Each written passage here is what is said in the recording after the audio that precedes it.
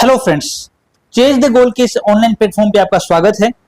हम Indian geography जो है उसे इंडियन जियोग्राफी के अंदर जो विभिन्न प्रकार की भू आकृतियां हैं जो पृथ्वी के ऊपर पाई जाती हैं उन भू आकृतियों को डिस्कस कर रहे थे। हमने लास्ट क्लास के अंदर उनमें से कुछ भू आकृतियों को डिस्कस भी कर लिया था। अगर आपने अभी तक वो लास्ट क्लास नहीं देखी है तो आप जाकर के हमारे प्लेलिस्ट के अंदर वह लास्ट क्लास देख सकते हैं। जो लास्ट क्लास के अंदर हमने डिस्कस किया था उसका एक क्विक समरी कर लेते हैं, हम क्विक रिवीजन कर लेते हैं। क्विक रिवीजन के अंदर क्या क्या बताएंगे आपको हम आपको लास्ट क्लास में बता चुके हैं कि पृथ्वी जो है उस पृथ्वी के ऊपर जो भू आकृतियां पाई जाती हैं, ये भू आकृतियों का निर्माण जो है वो कुछ बलों के द्वारा प्रभावित होता है। कौन कौन से बल? जैसे आपके अंतर्जात बल हुए, जैसे आपके बहिर्जात बल हुए। ये बल क्या करते हैं? ये बल ही इन भू आकृतियों के बनने में क्या होते हैं? सहायक होते हैं। अंतर्जात बलों के कारण से जो भू आकृतियां बनती हैं उनको हम डिस्कस कर चुके हैं। आज हम जो डिस्कस करने वाले हैं वह पॉइंट है हमारा बहिर्जात बल, कि बहिर्जात बल जो है उन बहिर्जात बलों के कारण से किस किस प्रकार से पृथ्वी के ऊपर भू आकृतियों का बनना प्रभावित होता है। देखो, बहिर्जात बल के बारे में कुछ चीजें मैंने आपको क्लास में बताई थी कि बहिर्जात बल का मतलब होता है कि जो हमारी पृथ्वी के ऊपर बाह्य कारक पाए जाते हैं। कौन से कारक पाए जाते हैं? जो बाह्य कारक होते हैं। बाह्य कारक में कौन कौन से कारक आ सकते हैं? बाह्य कारक में जैसे आपके जलवायु कारक आ सकते हैं, जलवायु कारक आ सकते हैं। जलवायु कारक में क्या क्या हो सकता है? जैसे आपका टेम्परेचर हो सकता है, जैसे आपका प्रेशर हो सकता है, जैसे आपका मॉइस्चर हो सकता है। यानी कि क्या क्या हो सकते हैं? आपके टेम्परेचर यानी तापमान हो सकता है, प्रेशर यानी दाब हो सकता है, मॉइस्चर मतलब क्या हो सकता है? मॉइस्चर का मतलब आर्द्रता हो सकती है। तो बहिर्जात बल जो है, बहिर्जात बल ये वह बल होते हैं जो पृथ्वी के ऊपर पहले से उपस्थित जो भू आकृतियां हैं उन भू आकृतियों में विखंडन, विघटन या काट छांट करते हैं और काट छांट करके समतलीकरण की प्रक्रिया को क्या करते हैं? समतलीकरण की प्रोसेस को परफॉर्म करते हैं। फॉर एग्जाम्पल आप ऐसे समझिए कि जैसे ये एक पहाड़ हो गया, ये एक पहाड़ी का एरिया हो गया, ठीक है, एक पहाड़ है। अब क्या होगा इस पहाड़ के ऊपर मान लो हम बहिर्जात बलों के प्रभाव की बात करें तो ये हमारे क्या आ गए? ये हमारे बादल आ गए, ठीक है। बादलों से क्या होगी? बादलों से बारिश होगी। तो इनसे क्या हो रहा है? ये आपकी बारिश हो रही है, ठीक है। बारिश होगी तो जब आपका सन अपने पूरे चरम पर था तो सन के पूरे चरम पर होने के दौरान क्या हो रहा था? सनलाइट का एक्सपोजर हो रहा था डायरेक्टली। उस सनलाइट के एक्सपोजर से इस पहाड़ी का टेम्परेचर क्या हुआ? रेज हुआ। फिर क्या आई? फिर आपकी बारिश आ गई। बारिश के आने के कारण से क्या होगा? इस बारिश के आने के कारण से इस बारिश ने टेम्परेचर को क्या किया? वापस से डिक्रीज कर दिया। तो बाह्य कारक जो हैं उन बाह्य कारकों में आपका टेम्परेचर शामिल कर लो। जैसे आपका टेम्परेचर हो गया, जैसे आपका प्रेशर हो गया, जैसे आपका मॉइस्चर हो गया, आर्द्रता हो गई, जैसे आपका वर्षा जल हो गया। इसके अलावा भी आपके अन्य कारक जैसे नदी का प्रवाह है। अगर इस पहाड़ी के पास से कोई नदी निकल रही होगी, अगर यहां से पवन का फ्लो तेज होगा या कुछ हिमानियां यहां पर पाई जाएंगी, तो इन सभी कंडीशन के कारण से क्या होगा? इन सभी कंडीशन के कारण से यह जो चट्टान है, इस चट्टान के अंदर क्रमशः पहले क्रैकिंग होगी और फिर चट्टान का टूटना शुरू हो जाएगा। तो बहिर्जात बल वह बल होते हैं जो कर क्या रहे हैं? जो यह कर रहे हैं कि जो चट्टानी संरचना है इस चट्टानी संरचना में विघटन कर रहे हैं, विखंडन कर रहे हैं, या क्या कर रहे हैं? काट छांट करने का काम कर रहे हैं और काट छांट करके एक नई संरचना बना रहे हैं। यानी कि इसका क्या कर रहे हैं? समतलीकरण करने का काम कर रहे हैं। इस प्रोसेस को ही हम क्या बोलते हैं? इस प्रोसेस को हम बोलते हैं अनाच्छादन। इस प्रोसेस को क्या बोलते हैं? अनाच्छादन या डीन्यूडेशन बोलते हैं। और जिन बलों के कारण से यह प्रोसेस हो रही है वो आपके बहिर्जात बल या बाह्य कारक हो गए। बहिर्जात बल हो गए जो कि पृथ्वी के ऊपर प्रेजेंट बाह्य कारक थे जो क्या कर रहे हैं? काट छांट करने का काम कर रहे हैं। मुझे लग रहा है कि आपको समझ में आ रहा है। थोड़ा सा और अच्छे से समझते हैं इसको। देखो, अंतर्जात बल जो थे वो तो वह बल थे जो पृथ्वी के अंदर प्रेजेंट थे। किस कारण से? प्लास्टिक दुर्बल मंडल जो था, उस प्लास्टिक दुर्बल मंडल के द्वारा प्रेजेंट जो तापीय ऊर्जा थी, उसके द्वारा प्रोड्यूस जो तापीय ऊर्जा थी, उस तापीय ऊर्जा के कारण से, उन हॉटस्पॉट जोन के कारण से जो तापीय ऊर्जा प्रेजेंट हुई, उस तापीय ऊर्जा ने हमारी भूगर्भ के अंदर कई चेंजेस किए, भू संचलन की क्रियाएं की, जिसके कारण से कहीं पर हमारी जो प्लेटें थी उन प्लेटों के अंदर विखंडन हुआ, कहीं पर प्लेटों में संपीड़न हुआ, और उस कारण से कहीं उत्थान और कहीं धसान जैसी क्रियाओं का निर्माण हुआ, या कहीं उत्थान या कहीं धसान जैसी स्ट्रक्चर का पृथ्वी की स्थलाकृति पर निर्माण हुआ।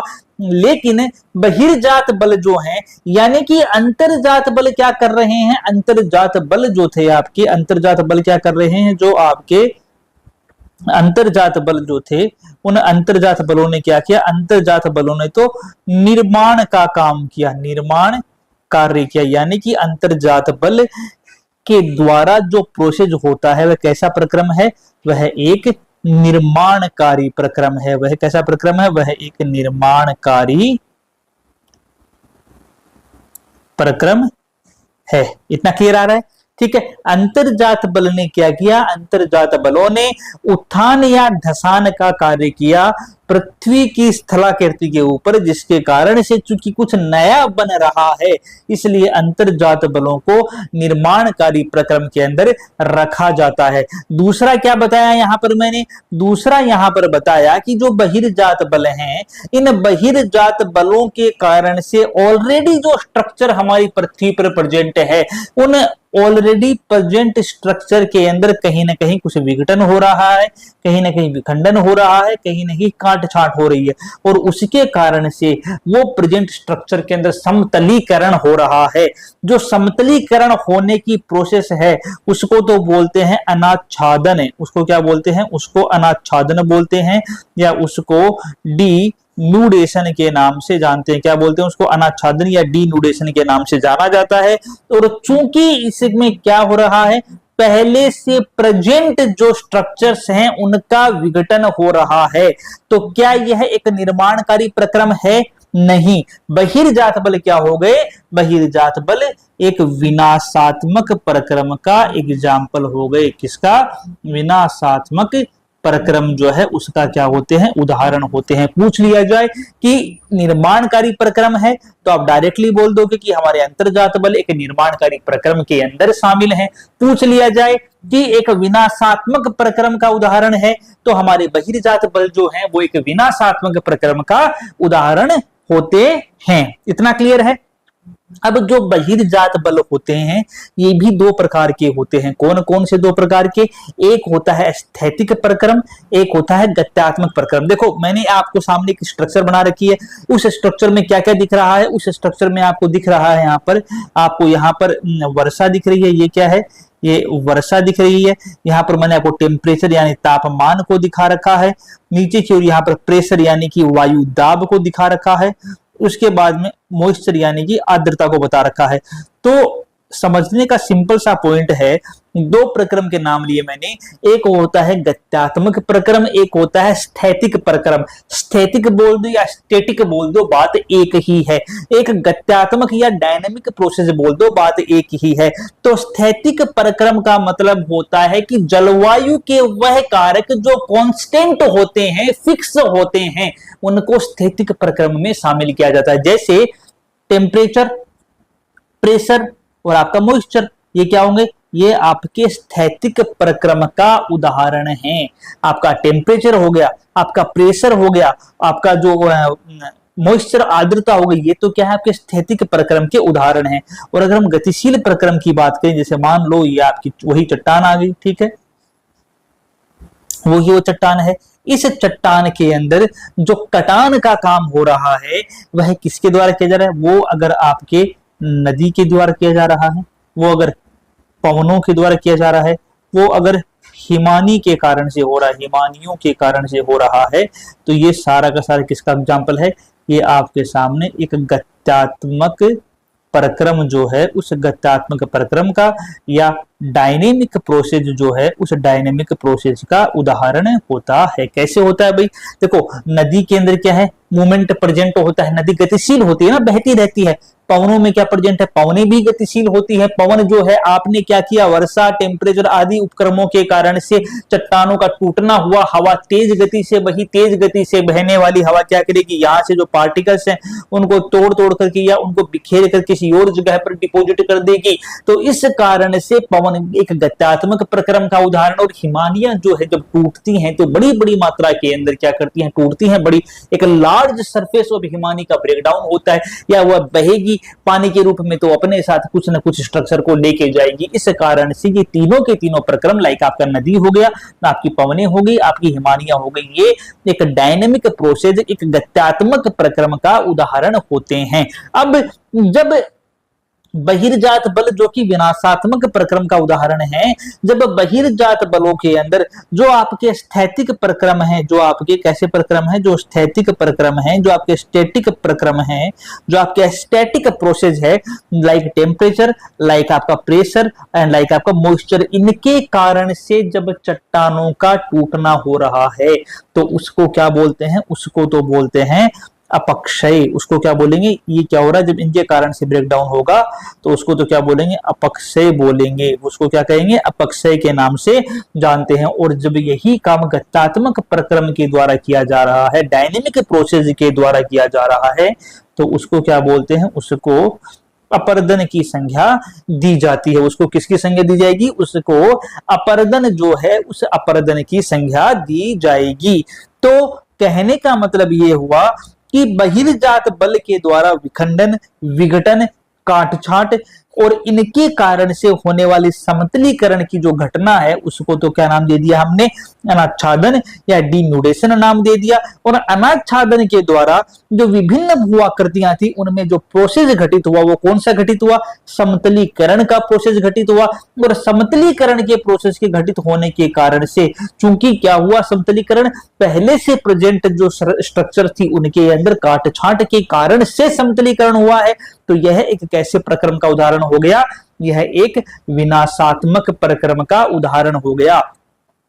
मैंने दो चीजें बताई यहां पर आपको। एक चीज मैंने बताई आपको अपक्षय, ये वाला क्या लिखा हुआ है, ये इसको हम रेड से कर लेते हैं। एक चीज मैंने बताई आपको यहाँ पर, ये अपक्षय बताई। एक चीज मैंने बताई यहाँ पर आपको, अपरदन बताया। अपक्षय के बारे में मैंने क्या कहा कि अपक्षय जो है वो किसका एग्जाम्पल है? अपक्षय एक स्थैतिक प्रक्रम का उदाहरण है। ये किसका उदाहरण है? अपक्षय एक स्थैतिक प्रक्रम जो है उस स्थैतिक प्रक्रम का क्या है? स्थैतिक प्रक्रम का उदाहरण। क्यों स्थैतिक प्रक्रम का उदाहरण? इसलिए है कि मुख्यतः यहाँ पर जो जलवायु के कारक थे वो तापमान, वो वायुदाब, वो आर्द्रता थी। और इन तापमान, वायुदाब और आर्द्रता के प्रभाव के कारण से ही चट्टानों में विखंडन हुआ, चट्टानों में विघटन हुआ। लेकिन ये विखंडित पदार्थ जो थे वो अधिक दूरी तक विस्थापित नहीं हो पाए। क्यों नहीं हो पाए? क्योंकि टेम्परेचर, प्रेशर और मॉइस्चर एक स्टैटिक प्रोसेस थे। इन्होंने क्या किया? इन्होंने जब बढ़े हुए टेम्परेचर या टेम्परेचर के कम होने या प्रेशर के बढ़ने या कम होने या मॉइस्चर के ज्यादा होने या कम होने के कारण से चट्टानों के अंदर जो टूटने काटने छाटने की प्रोसेस हुई, उसके बाद में जो उनके पार्टिकल्स बने टूटने के बाद में, वो सारे के सारे पार्टिकल्स क्या हुए? वो सारे के सारे पार्टिकल्स उस चट्टानों के पास ही यहीं पर क्या हो गए? डिपोजिट हो गए। अब चूंकि ये यहीं पर डिपोजिट हो गए तो क्या इनका विस्थापन दूर तक हुआ? इनका विस्थापन दूर तक नहीं हो पाया। तो जब इनका विस्थापन दूर तक नहीं हो पाया तो यह कंडीशन ही अपक्षय के नाम से जानी जाती है। देखो, अपक्षय के आपको बस ये जानना जरूरी है कि दोनों में डिफरेंस क्या होता है अपक्षय और अपरदन में। अपक्षय जो होता है वो होता है एक स्थैतिक प्रक्रम के कारण से, अपरदन जो होता है वो होता है एक डायनेमिक प्रोसेस के कारण से। अपक्षय जो होता है, इस अपक्षय में क्या होता है? अपक्षय के अंदर जो आपके जलवायु के स्टैटिक कंपोनेंट थे, like temperature, pressure and moisture, उनके कारण से चट्टानों के अंदर ब्रेकिंग हुई, रॉक्स का टूटना हुआ और उनके टूटे हुए पार्टिकल ज्यादा दूर तक विस्थापित ना होकर के वहीं पर गिर गए। इस प्रकार से यह जो प्रोसेस घटित हुई एक स्थैतिक प्रक्रम के कारण से घटित प्रोसेस है। इसलिए अपक्षय जो है वो क्या है? अपक्षय एक स्थैतिक प्रक्रम है। जबकि अपरदन में क्या होता है? अपर्दन को हमने पहले ही कहा है एक गत्यात्मक प्रक्रम का उदाहरण है। गत्यात्मक प्रक्रम का उदाहरण कैसे है कि जैसे नदियां हुई, पवने हुई, हिमानियां हुई, या जो समुद्री तरंगे होती हैं, कई बार भूमिगत नदियां भी होती हैं, तो इन सभी गतिशील कारकों के कारण से चट्टानों के अंदर विखंडन हुआ। ये जो चट्टाने हैं, इन चट्टानों में क्या होगा, विखंडन होगा, और विखंडन होने के कारण से ये जो विखंडित चट्टाने हैं, इन गत्यात्मक परक्रम के कारण से यहां से बहेंगी और यहां से बहकर कहीं दूर विस्थापित हो जाएंगी। यहां से क्या होंगी, यहां से बहेंगे और यहां से बहकर दूर विस्थापित हो जाएंगी। जब ये यहां से बहकर दूर विस्थापित हो जाएंगे तो इसका मतलब क्या हुआ कि अपरदन के कारण से विखंडित पदार्थों में लंबी दूरी तक का विस्थापन क्या होता है, देखा जाता है।